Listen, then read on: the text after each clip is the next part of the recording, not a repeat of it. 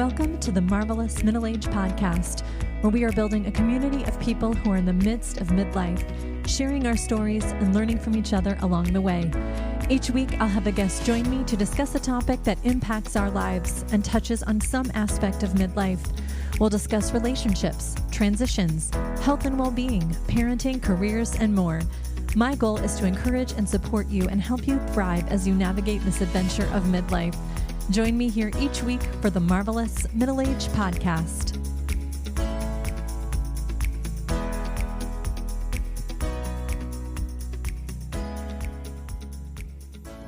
Welcome to the Marvelous Middle Age Podcast.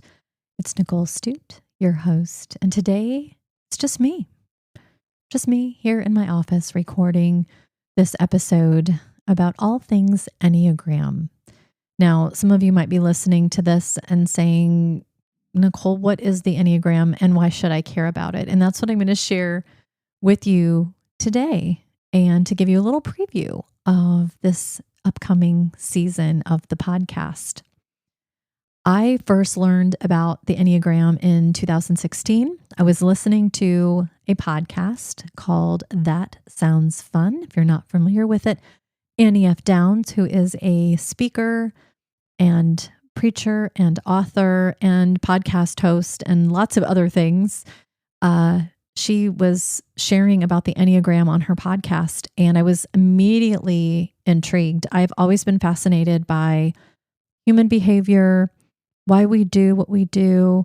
I've also been intrigued by personal growth and development. I just personally feel that each one of us is called to be our best selves and that we should and we are worth investing time and energy and resources into how we can just continue to develop ourselves and to become the best version of ourselves. And the Enneagram has been a tool in my toolkit that I have used for a long time now, personally. And I've just wanted to share about it on the podcast because it has had such an impact on me personally, but on so many other people that I know. And you will hear from many of them in subsequent episodes of this season. And I'm so excited for you to hear from each and every one of them, all 9 of them. And actually, there will be a wrap-up episode at the end where I'm speaking to an amazing coach, an Enneagram coach named Amy Wicks, and she's just fantastic. So I can't wait for that episode to air. But the Enneagram, again, I've known about it since 2016. I've used it personally. And most recently, I'm very excited to share that I have become a certified Enneagram coach through the Your Enneagram Coach program and platform. Beth and Jeff McCord are 2 of the leaders in the Enneagram world. Some of you might be familiar with them. I will link to their information in the show notes, but I have personally been able to sit with Beth McCord for the past several weeks now in a cohort, a weekly cohort that we get to meet for an hour and talk about the Enneagram. And honestly, it's one of my favorite hours of my entire week because I love this tool, this system, and I can't wait to just share more about it with you on this episode. But this episode of the podcast is going to just be me sharing more about what the Enneagram is, why you might find it helpful, and just provide a little overview of the Enneagram so that as you listen to the next several weeks of episodes, that it's more familiar to you. So the Enneagram has been around for a really long time. And most recently, I would say in the past, 8-9 years, it's been a little bit more visible, especially I believe in faith, Christian circles. A lot of people in that arena have been into it, but it's applies to anyone, whether you have a faith tradition in your life or not. And it is, for me, what I have found it to be is just a way for me to understand myself and others. It's helped me to understand the lens through which I view the world. It's helped me understand how I navigate the world and how others navigate the world. It's helped me to develop more compassion for myself and for others. It's helped improve my communication with my family, with my spouse, with my son, with family, with people I interact with. And it's just been so powerful for me that I just feel like I want to shout it from the rooftops. When you find something like that, and it could be anything, it could be a product that you've used or something else where it's been so helpful for you, you just want everybody to know about it. And that's how I feel about the Enneagram. So, have you ever incorrectly assumed the motives behind people's thoughts, feelings, and behaviors? Have you ever questioned why someone does something or made an assumption about the way someone is behaving or how they think or how they feel? Well, the Enneagram is a tool that can help bring clarity to why you and others think, feel, and behave in specific ways, in particular ways. And it helps you relate to yourself and others in healthier ways. Again, the Enneagram is an amazing tool, but it's not a cure-all. It will not fix everything in your life. It is a tool in your toolkit that you can use to understand yourself and others better. So the word Enneagram is based on a term, Ennea, Ennea, which means 9, and gram, which means drawing. So there's 9 types in the Enneagram world, and we will just briefly talk about each of them in this episode. And then subsequent episodes of this season, I am talking to a person of each of the 9 types. And so you'll get a little bit of an in-depth perspective of all 9 types in this season, which I cannot wait for you to hear. So the Enneagram reveals to us that there are 9 valid perspectives. Every perspective is valid. One is not better than the other. Think of it, and Beth gives this great way to kind of understand the Enneagram. So imagine you have 9 pairs of glasses, and they're all the lenses are different colors. So you have a red pair, an orange pair, a blue pair, a purple pair, a green pair, and so on. And each one of those colors represents one of the 9 types of the Enneagram. Each type, 1 through 9, views the world through a different colored set of lenses. And the Enneagram helps us to understand each other's perspectives. It enables us to give people more grace and kindness and compassion and forgiveness in some cases. Now, again, the Enneagram is not an excuse for bad behavior. It's not an excuse for bad choices in life. You can't say, well, I'm an Enneagram 3, so that's why I do that. No, that's not how it works. However, when we understand ourselves and others better, it just gives us the opportunity to give people understanding and ourselves understanding. Sometimes I've talked to so many people who, when they find out their Enneagram type and they understand it better, they're like, oh, wow, that's why I've done that this way all these years. It's like a bright light shines on certain things in their life. And again, not that it fixes anything or takes anything away, but it just helps them to understand themselves a little bit better. And that's powerful. You can also think of it as your internal GPS, right? So we all now benefit from the power of GPS, global positioning systems, right? So, think about the map app that you have probably on your phone or in your car. A lot of us now have navigation systems in our vehicles. Where would we be without those? Back in my day, because I'm middle-aged, I can say this, we used to print MapQuest directions off of the computer because that's all we had. We didn't have the map apps in our phone and the GPS systems in our cars. And so we had to go into MapQuest and put in your starting point and your end point. And then if you were going on a trip, you printed out your directions and that's what you use. So nowadays, though, we have a much more sophisticated way to get around. So Think about it as an internal GPS, and it helps you understand and reveal why you might think, feel, or behave in particular ways. And, Beth just has such a beautiful way of sharing that. You can also think about the Enneagram as kind of a rumble strip. So the rumble strips that you drive over when you're approaching maybe a stop sign or a stoplight, or the ones on the sides of the highways that when you drive over them, you start, feeling the vibrations of the road, and it helps you get back onto the highway. The Enneagram can serve like that. It helps you to, have a little bit of warning when you might be veering off your best path.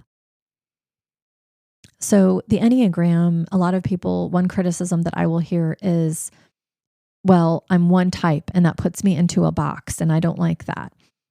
That your type is honestly just the beginning. Once you know your type, that is really just the starting point. There's so much structure and layers to the Enneagram. I'm not going to go into all of it here, but you can, I will link Beth's website in the show notes, and you can learn more about all of the structures within the Enneagram. But at the most basic, it's the 9 types. And there's also things called Enneagram paths. There's wings, levels of alignment, triads. For example, the wing is the number on either side of your number. And there's paths. Every number goes to a different Enneagram number when they're in growth or health, and they go to a different number when they're in stress or unalignment. There's so much to it. And so I'm, again, not going to go through all of that here because this episode would be hours and hours and hours long. But please understand that the Enneagram isn't just the 9 types. It's so much more. And what's great about that is it really helps you understand yourself. You can really do a deep dive and understand yourself and then others. And that's really one of the main aspects of power of the Enneagram, are all of the different components and structures to it. So you're probably thinking, okay, Nicole, you're talking about these 9 types. How do I even know what my type is? Well, I will put a link in the show notes to a free assessment that you can take. That is a series of questions that will help you identify your type.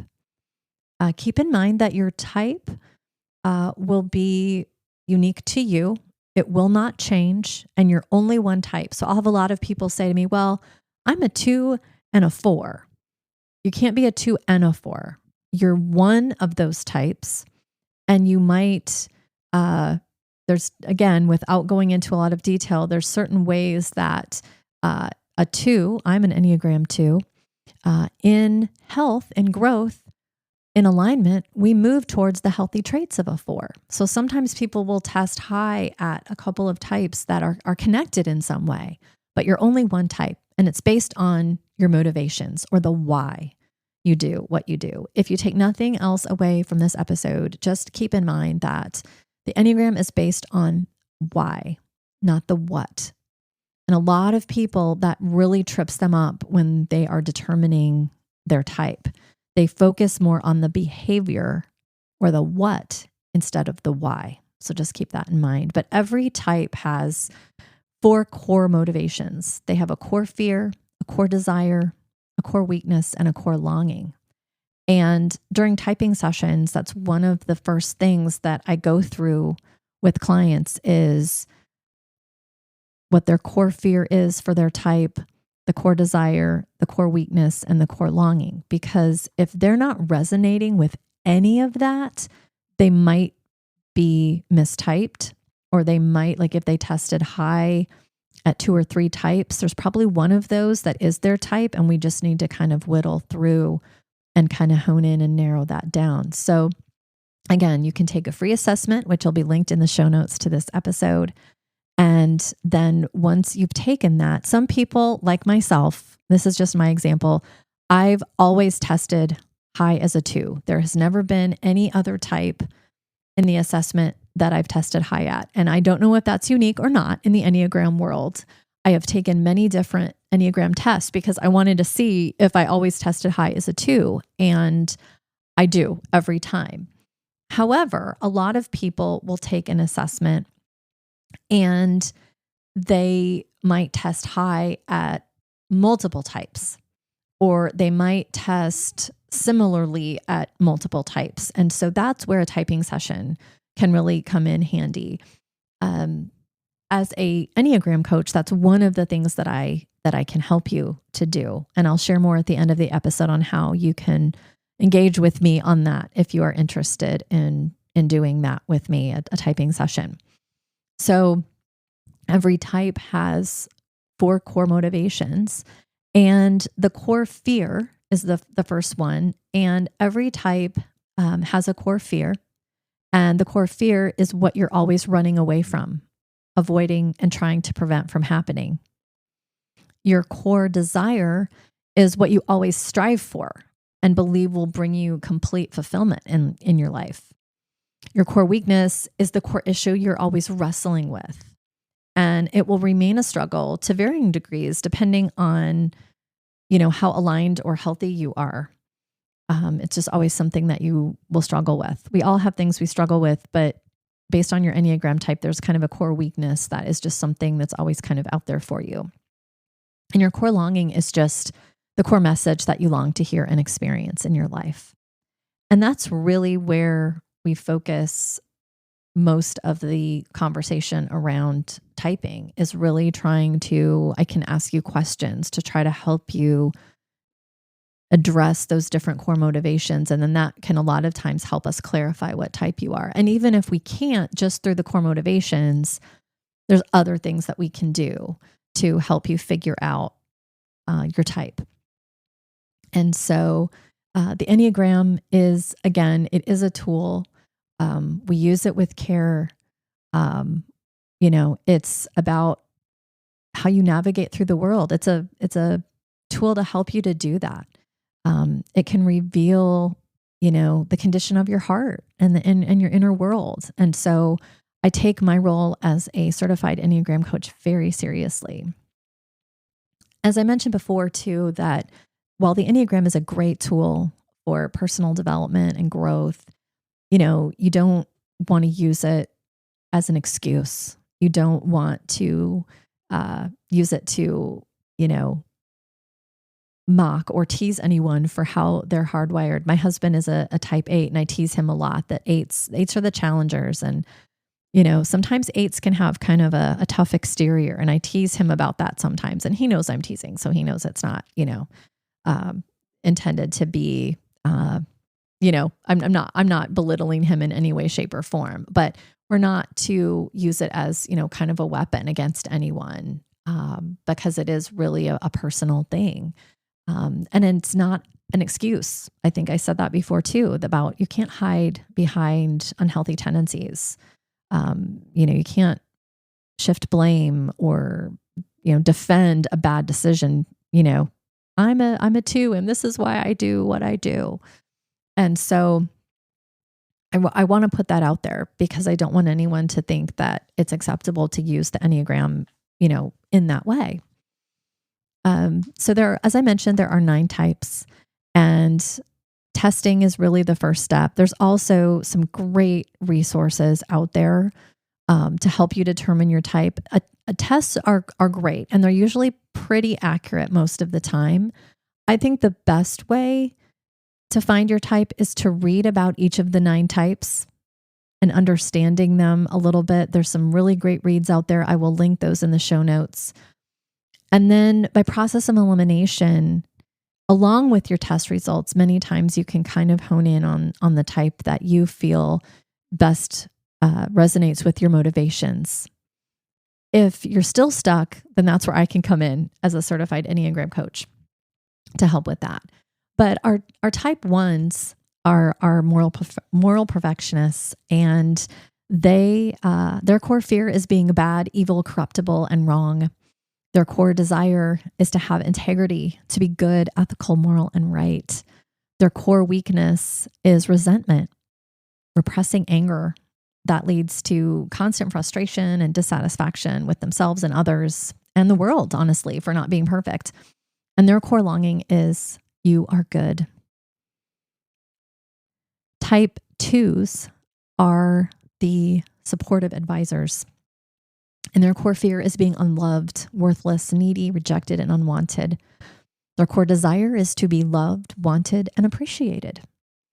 Their core weakness is pride.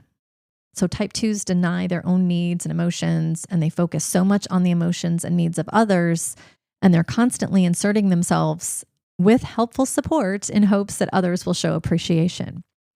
And the core longing of a 2 is that you are wanted and loved. Type 3s are our successful achievers. Core fears for 3s are being a failure, incompetent, worthless, and inefficient. Their core desire is to be successful, efficient, valuable, and admired. The core weakness of a 3 is deceit. So deceiving yourself into believing you are only the image you present to others. You might embellish the truth by putting on a polished persona for everyone, including yourself, to see and admire. The core longing of a 3 is that you're just loved for simply being you. Our type 4s are our romantic individualists, and their core fear is being inadequate, emotionally cut off, defective, and mundane. Their core desire is to be unique, special, authentic, significant, and original. The core weakness is envy. So feeling that they're tragically flawed, something foundational is missing inside of them, and that others possess qualities they lack. And the core longing of a type 4 is that they are seen for exactly who they are, special and unique. Our type 5s are our investigative thinkers. The type 5's core fears are being ignorant, annihilated, invaded, obligated, and incapable. The core desire of a type 5 is to be competent and capable, knowledgeable, and insightful. The core weakness of a type 5 is avarice, feeling they lack inner resources and that too much interaction with others will lead to catastrophic depletion, holding onto their resources and minimizing their needs. The core longing is that their needs are not a problem. Type 6s are our loyal guardians. The type 6's core fear is being without support, guidance, security, and being blamed or abandoned. The core desire of a type 6 is to have security, guidance, and support. The core weakness is anxiety, scanning the horizon of life and trying to predict and prevent negative outcomes, especially worst-case scenarios, and remaining in a constant state of apprehension and worry. The core longing of a type 6 is that they are safe and secure. Type 7s are our entertaining optimists. Their core fear is being trapped in emotional pain, deprived, limited, bored, or missing out. Their core desire is being happy, fully satisfied, and content. Their core weakness is gluttony, feeling a great emptiness inside and having an insatiable desire to fill themselves up with experiences and stimulation in hopes of feeling completely satisfied and content. The type 7's core longing is that they will be taken care of. Our type 8s are the protective challengers, and they fear being weak, powerless, controlled, harmed, and at the mercy of injustice. The core desires of type 8s are to protect themselves and those in their inner circle. The core weakness is lust or excess, so constantly desiring intensity, control, and power, pushing themselves willfully on life and people to get what they desire. And the core longing of the type 8 is that you will not be destroyed. Or betrayed, sorry. You will not be betrayed. The type 9 is the peaceful mediator. And type 9's core fear is conflict, tension, or discord, feeling shut out and overlooked or losing connection with others. The type 9's core desire is to have inner stability and peace of mind. The core weakness is sloth, remaining in an idealistic world to keep the peace and falling asleep to their passions, abilities, needs, and worth by merging with others. And the type 9's core longing is your presence matters. Now, I went through all of that really fast. So I will link to the show notes to Beth McCord's website called Your Enneagram Coach. That's where the assessment link will be. There's also a free resource on there.